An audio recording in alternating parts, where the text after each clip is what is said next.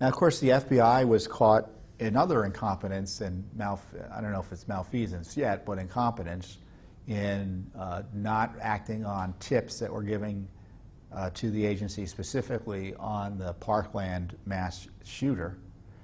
So we had all these demonstrations the other day, but not all directed at taking guns away from law-abiding Americans, as best I can tell, not dealing with the security failures by government agencies in protecting those children and ensuring those security failures don't take place in the future. And along those lines, Judicial Watch received some astonishing documents from the Broward County Sheriff's Department, and it was essentially their operating manual and their training materials on how to deal with an active shooter investigation. And Broward County is the county in which Parkland, the Parkland High School was or is, and famously one of the deputies stood outside the building rather than entering it. Well, you're going to be really upset when you learn about what the actual training is for handling active shooters. Generally speaking, the training is, thankfully, correct, as best I can tell. You confront the shooter as soon as possible. That's what the training is. And this is the really remarkable language from the training materials. I'm going to put my glasses on so I can see it from a distance here. Remember, every time you hear a gunshot in an active shooter incident, you have to believe that another victim is being killed. And that's why the training materials tell the deputies and the officers to go directly to the shooter. And if there are 4 officers there, now we know Peterson was there by himself initially, he didn't go in and confront the shooter. And then even after additional officers showed up, they didn't go in, and it looks like, and confront the shooter. And this is the language that they use. History shows when a suspect is confronted by an armed individual, police security, concealed carry person. Oh, American citizens can protect themselves. I'm glad the Sheriff's Department recognizes that.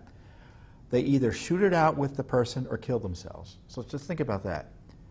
The goal is to confront the shooter, so the shooter focuses on the law enforcement personnel or the person with the weapon rather than innocent bystanders who are getting shot at. Either way, the shooting, as this document says, of innocent bystanders must stop. Now, the first officer or 2 officers on scene will immediately go to confront the shooter.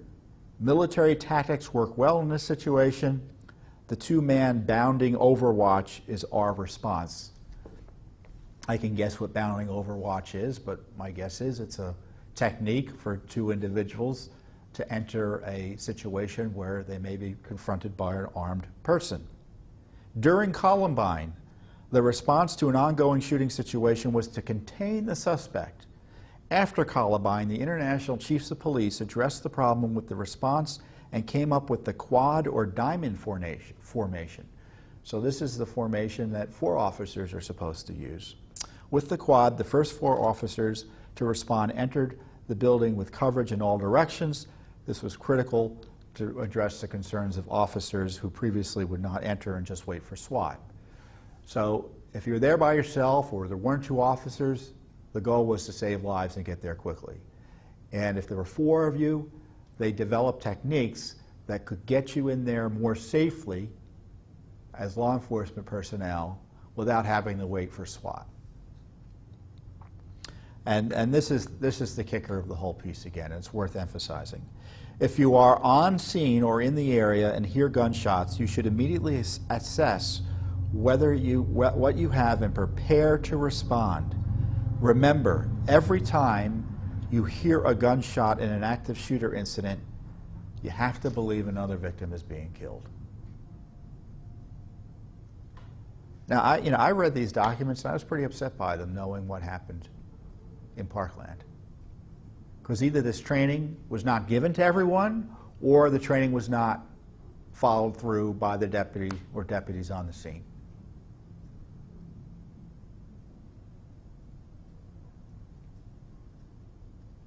And where's the accountability for the sheriff as a result of this training failure? It's a training failure in the least.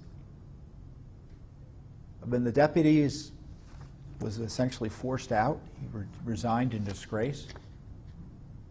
But was he trained? And why did he think he could do the wrong thing? And it's a leadership issue as well, in my view. Another interesting part before I let you go. Again, these are documents the Judicial Watch obtained under the Freedom of Information Law, the Sunshine Law as it's known in Florida. It's a very powerful law. The lesson plan lists priorities in life as 1, hostages victims, 2, innocent bystanders, 3, police deputies, and 4, suspects. And this is what the document says. If in doubt about going through the door after a suspect, think about the victims and where they stand on the list. Time is critical in each of these incidents. This is like no other crime. The motive is to kill as many people as possible in the shortest amount of time. Why?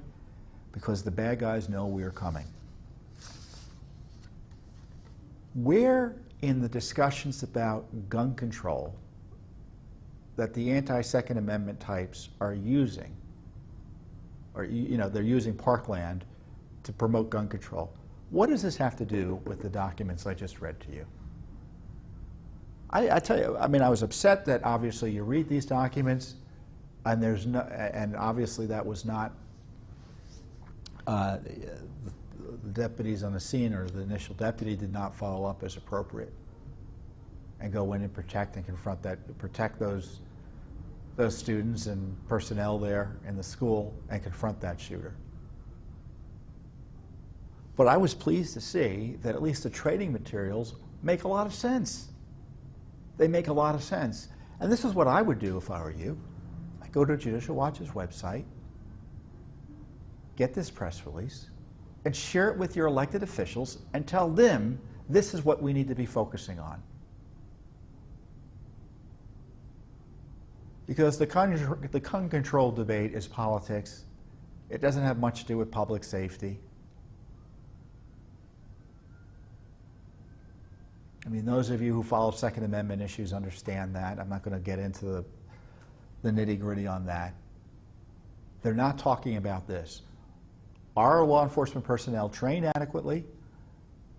And will they behave adequately given pressure situations like the active shooter in Parkland? Are there trained individuals armed and trained individuals in the schools that can also confront shooters? So this is what can be done to save lives. Confront the shooter as quickly as possible with an armed response to get him to stop killing people. And those kids that were out there this week skipping school, protesting,